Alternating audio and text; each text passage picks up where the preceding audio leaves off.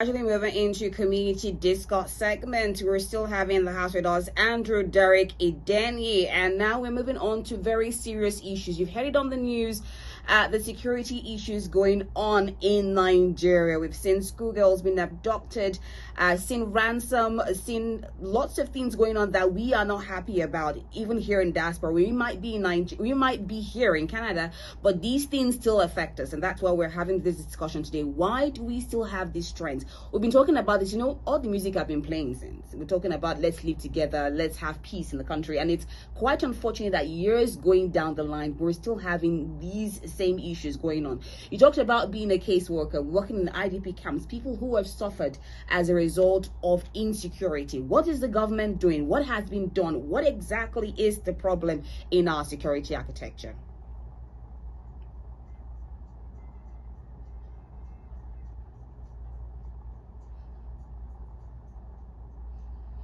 Of course, you also saw the news from President Donald Trump, talking about creating a CPC status for Nigeria, which is Nigeria as a country of particular concern. We talk about international interventions to our security issues. Is it worth it or not? I have with me Andrew, Derrick, Idenyi. He's a security consultant. He has been doing this for a number of years in Nigeria. And at the matter we will discuss now today, waiting exactly be the issue to our security architecture in Nigeria. I'm going to start with that because this has been long going. We've seen abductions going up in the north. We talk about insurgencies. What is the problem, Andrew?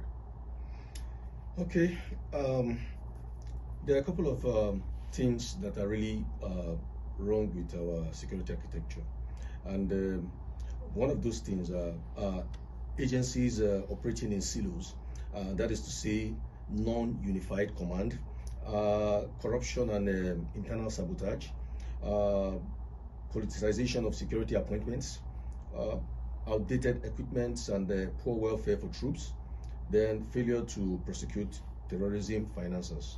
So this sums up our security architecture. So, and if you want to treat these security issues in the present security issue in Nigeria, it's way back, and we anticipated that at some point, if we don't nip it on the board, it's going to get to how way back, because I remember the Chibok girls abduction. How way back was it before then? Well, security issues have been in Nigeria even up to my growing years in the 80s. I was born in the 70s, but in the 80s we had medicina, and all these are still religiously motivated challenges.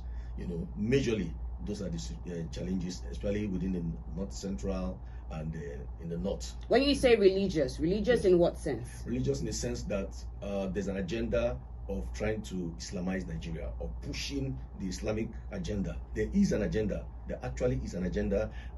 There's documents that I saw even on my growing up years that they want to make sure that the Quran runs from the north to the Atlantic Ocean, which is the Port Harcourt River State in Nigeria. That as far as they're concerned, the Uswandafodio jihadist movement will overrun Nigeria, and at a certain point they believe that Nigeria will be 100% fully Islamized. When you started the discussion during our community spotlights, you mentioned the fact that some of them were politically motivated. So yes. How does you mention politically motivated, and how is religion now coming into it? Yes, first, it's the Nigerian context is it's hierarchical. So, but we need to separate them so that we understand the issues. But the fundamental goal is that there actually is an Islamic movement, and there's a will and a documentation that Nigeria must be Islamized. What about the politics in it? And the part of the politics is where things got more heated up, because the initial agenda is they are working it through gradually. But when politics came in, was first when they brought in Boko Haram in Borno State, all those 2002 eras like that. The governor, as I explained, that's how that came out. Where things now heated up was when late Muhammadu Buhari came into government in 2015, and taking out President Goodluck Jonathan's government. Before then, he's made some comments, that the baboon and the dogs will be soaked in blood.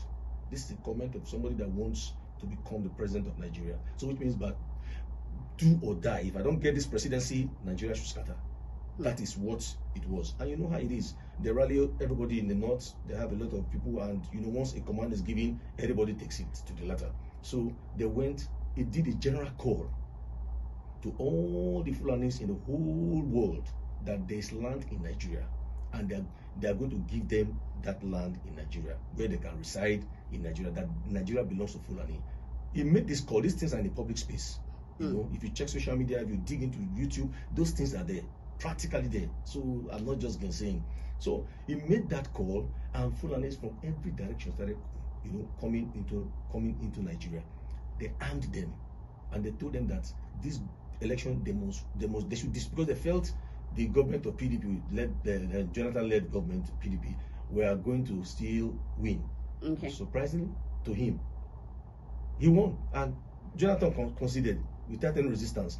But they've already activated these Fulanis, armed them to cause mayhem. That is to destabilize the government, so that the government doesn't work. That things that are happening now, they wanted those things to start happening at that point in time. So, but because he was there, he quelled them, and there was an agreement he had with them. He said, "We give them lands."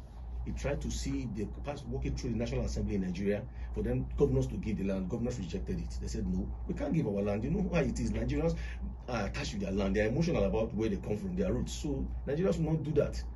Normally, they are nomadic. They go to the Benue Valley and come back, you know, back to the north in seasons, you know. So, but at this point in time, these Fulanis are not the regular Fulanis. These Fulanis are militias from Mali, from Niger, from Senegal, from all those places, from Chad.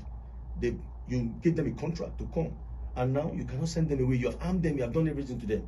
They even have camps where they kept them, giving them supplies. So Muhammadu Buhari tried to manage them. Now, even it is doing Okukwe, if I'm not mistaken. He made a statement. He said, if you people refuse to give these people lands, they are going to take it by force. That is what he said. That is what, the agreement that they had with Muhammadu Buhari. But Nigeria said, no, we can't give up our lands. In fact, you can see how they fight us so much, because in Benue State, I'm from Benue, and we suffer a lot. Benue and Plateau. So it's not just in Borno, it's not just there. This is nothing. The people that Buhari brought in is not just in Borno, it's all over the nation. All over the nation. Even in the southwest, because we don't have issues like that there. Right now, they are in the forest. During the COVID, they moved people. They moved people in arms during the COVID period. Now I'm gonna go back there. Now you said that they're everywhere. What has been the security forces around it? Because there are comments saying that people know where these people are. So why has the military, why has the armed forces not been able to, you know, meet up with them? That is because certain persons. First, I want you to understand that when Muhammadu Buhari came in, because we need to put it in context, because that's where the issue is. So we must understand that first before we can go into what you're asking now. When he came in, they refused, the governors refused, because the lands belong to the governors. So they refused, because, you know, we are multi-ethnic, you know, and how can we allow people from outside Nigeria that Fulani to come and take land in our place that they want to use for this. So we refuse. No, they want to ranch, but they will give Fulani people. What is the government's interest in these things? Is because they want to pay them. So the APC-led government, who even the president of Nigeria was part of, a founding member of, in coalition with Muhammadu Buhari, they formed the APC. It is the APC government that brought these people in, and that's why I've seen that a lot of times the armed forces could not really fight this battle, because the president, everybody in that party, most people in the party are involved. Ministers in the cabinet, in government cabinets, governors. Is it also possible that top military officers are also involved in it? Yes, they're involved, because they are in the armed forces. They are in the armed forces. The Sultan of Sokoto today is a retired general, you know, army general in the Nigerian armed forces. He is the Sultan of Sokoto. He is the leader of the Islamic movement in Nigeria. So you see, there is that connect, and they have a lot of Muslims also indeed that are loyal to, you know, their bosses, loyal to to Buhari, who is the commander-in-chief, and all armed forces have to be loyal to him at that point in time. So I just wanted to create this context that APC were the people that brought in the mayhem that we're facing now. The APC government. I'm not a politician. I don't belong to any party. So now it's shifted to Tinubu. Of course, from everything we're seeing that it's like there are certain agreements that you allow the norm to trend. without resisting. Okay. Unfortunately, officers die for nothing, for no just cause, because intelligence are compromised. Still, during Buhari's time, Buhari brought in repentant Boko Haram. They say they are repentant. Someone that is a criminal, a rapist, someone that is not normal, somebody that is devilish in every sense. You say they are repentant, then you now recruit them into the armed forces of Nigeria. They are the ones leaking intelligence today. By the time our soldiers are going to move for clearance operation, so the military is already infiltrated. The military is infiltrated. It's infiltrated, so we cannot fight this battle. And that's why they call for external forces, the international community. We're calling on Canada, we're calling on the United States, we're calling on the UK, we're calling on the international world. They need to help us intervene because the military is infiltrated. Do you think that this would solve the issue? It will solve the issue. Because you know what also happens again when we have international interventions. We've seen situations in Chad and other African countries. The reason why I'm afraid, because if you do an analysis of the things that have happened in other places where interventions, Afghanistan and other places happen, is the same thing that is happening. Right now, these terrorists have been able to infiltrate all the states in Nigeria. I'm telling you, they're positioned in the forest. Military choppers drop them. We don't know these choppers. We don't know where these things are coming from. And I don't blame, the service chiefs. Service chiefs cannot do it. They follow orders of the commander-in-chief, who is the president, the minister of defense. People have spoken in public space as I'm talking to you today. People like Femi Fanikayode, he spoke about these things. What they call him, Dati Baba Ahmed, that was vice president for the elections with for Obi. He spoke about these things. These things are in the public space. They are not hidden. They are revealed and called names. I don't want to go into calling those names, but they called names of people in the present government, ministers, even the minister of defense. What do you expect if the minister of defense is someone that is abating and supporting the terrorists? People have talked about calling their names, listing their names out. Do you think that is going to end there? I mean, it's just calling their names. What is going to happen then? No, because even in the resolution, of the power delegation that went to the US, one of the key things that the United States pointed out was that the names that were brought out for terrorism sponsors by the United Arab Emirates, that list should be released and the people should be brought to book. Judgment should be taken against them. The financiers are there, and then the president today, President Bola Ahmed Tinubu, is not able to release that list because APC? Who are the people that the APC are the ones? And the people that are in his cabinet, ministers, governors, and everybody, most people in that government are involved in this. So how can we overcome such a battle if these people are not brought to book yet? If these people are not brought to justice? So it's a difficult issue. And my fear are two things. You can see that they've infiltrated almost all the states, which is going to make warfare not a conventional warfare. It's going to make it a bit difficult. Yeah, because now it will now be amounting to massive destruction in Nigeria. Okay, that is my fear. I'm going to ask a question now because there's something that happened. I mean, there was a trend that happened. It's been long that we've seen, probably in the news space, the abduction of schoolgirls. Yes. Now we saw the US President Donald Trump mention the fact that, if you don't stop this, we're going to make Nigeria a country of particular concern. Yes. And then weeks after, we're seeing a spate of abduction, escalation. Why? Well, you see, the people are very daring. And even the United States of America, they know that in dealing with extremist Islamic fundamentalists, they know that the people are very daring. The only thing that they understand is force. They dare you to the last. So are they daring international forces? Yes, they are daring the United States of America to do their worst. That is what they are doing. They are daring the United States of America. So you mean that if the president of the United States did not speak about this, probably we wouldn't have had this escalation of abductions recently? Yes, the escalation is is a response to that particular threat, because they consider it a threat. They consider it a threat. And the problem we have also is that in the midst of these things happening, the killing of Christians, because that is obvious. It's very obvious everywhere. But it's not just, you mentioned it's not just Christians who are being killed. So it's not necessarily about Christians. Yes, but the speed of killings of Christians, we can call that a genocide. But it's not like, now, when you say spade of claims of Christians. Yes. It's not like you go into the. I mean, there have been attacks on churches. We've seen that. But aside that, it's not like they're saying, okay, you are a Christian. 18,000 churches since 2009. On what record? I'm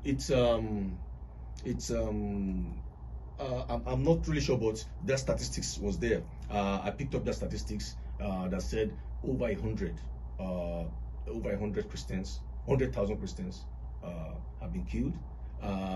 Over 18,000 churches have been burnt. You know, it's just that I can't place my hand on that particular information. Yeah, but that is also in the public space. It's not a hidden analysis. Is it coincidental that the churches were attacked? Because you mentioned the fact that other people have also been attacked. So is it coincidental? Yes, the reason why you see it comes to the point where I mentioned when I talk about the Boko Haram, when you are refused to join them and you want to be passive as a Muslim, they kill you.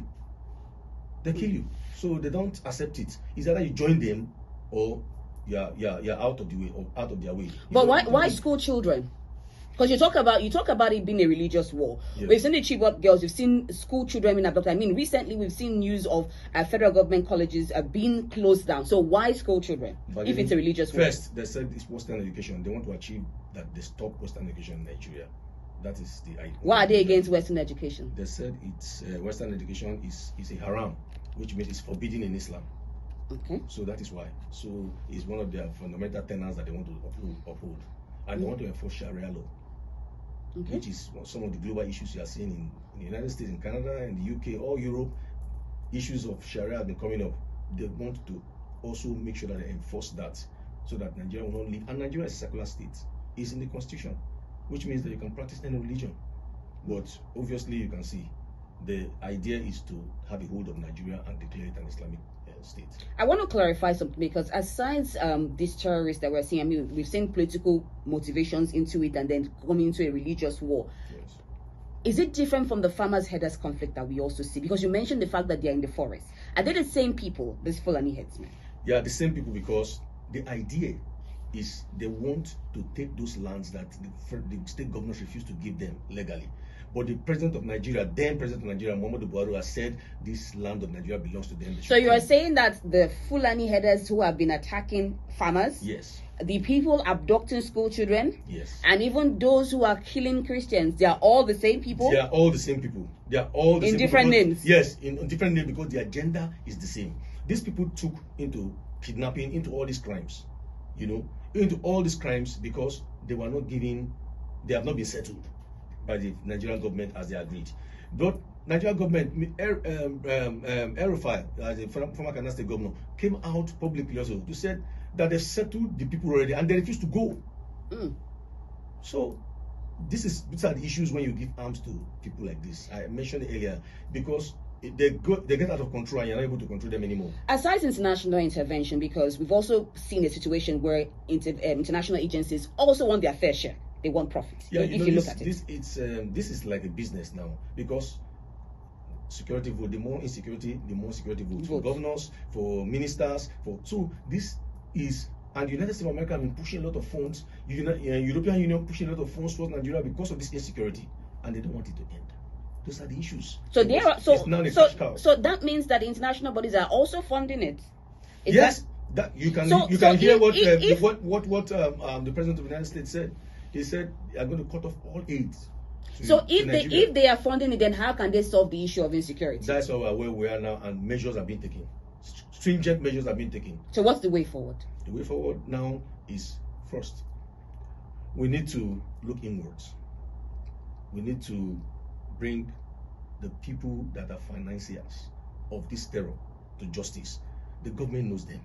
They know the financiers, so they should be brought to judgment. Secondly, we need to read the armed forces of all those elements. If we must come out clean, we need to read them of those elements that are there linking intelligence, to the terrorists. And then it's open, it's free. We can easily know that if we have a consensus that we are going to be able to overrun this. But I'm afraid the Nigerian government lacks the political will to be able to deal with this issue. And that is why we are asking for the intervention of the United States of America, Canada, and all the Western nations, the civilized nations, to come to the aid of Nigeria. Nigeria cannot fight this war alone because they don't have the political will to be able to do it. It's not because we don't have the army, but our army is compromised. So we need a force that will help come in and stabilize, run through this terrorists. Because with modern warfare, Obasanjo was speaking in just like about 2 days back now, and it was really sad because he said in his days they can pick up anybody at any point in time. And they made a quote. Abacha said any terrorism that exceeds more than 48 hours, it means that the government has a knowledge of it. So otherwise they should stamp it out. So which you can see that automatically they are not having the will to be able to handle this issue because certain people will be stepped on that are political forces or that are some forces. So we know that there are some powers that are making sure that these things, don't go the way they ought to go. But today we have drones. With modern warfare, these people can be. Do we even have those, like, aside the international interventions, the military right now, do they even have these equipment to deal with the insecurity? Yes, we have equipment, but the level of sophisticated equipments that these terrorists also are having matches whatever we have, because they have and who gives them the sophisticated equipment? They are linked up to Al-Qaeda and other ISIS and all that. They are linked up to the other terrorist organizations and people in government also, because we see helicopters delivering things to them. It's on the social media, helicopters delivering things to them, and helicopters flying in the Nigerian space, and we don't know, nobody's able to explain or give any explanation. Most recently in the House of Assembly, I don't know if you saw that video that was trending. They took a phone and they said bullets falling on the as in rounds, falling on the express continuously. I wonder the international intervention that we're even looking for. I mean, you saw what happened in the White House recently in Donald Trump, the the infiltration going on. So who, if he's even trying to save, who is going to save? Like, they are also, because in quotes, that's not a good sign if you look at it. Well, the United States of America is a force to reckon with, and they are master strategists in anything. They are in charge. They have a hold of whatever they are doing. So if they have their internal issues, they always have internal issues, and they're able to make sure that they are still policing the world. A house that has not put itself in order, can it put other houses in order? I'm gonna end there. I'm gonna end there. Thank you so much, Andrew, Derrick. There are lots of issues that are going on, but before we let you go, we'll allow you to give your word of the day so that we can close today. A word of the day for today. Yeah, you said you have something in Doma. Oh. Yes. 1 moment. Okay. So do you have that with you so that we can close for today? Yes. So the word is Owochuke abo ono abo. So that means the one who calls on God never stands alone.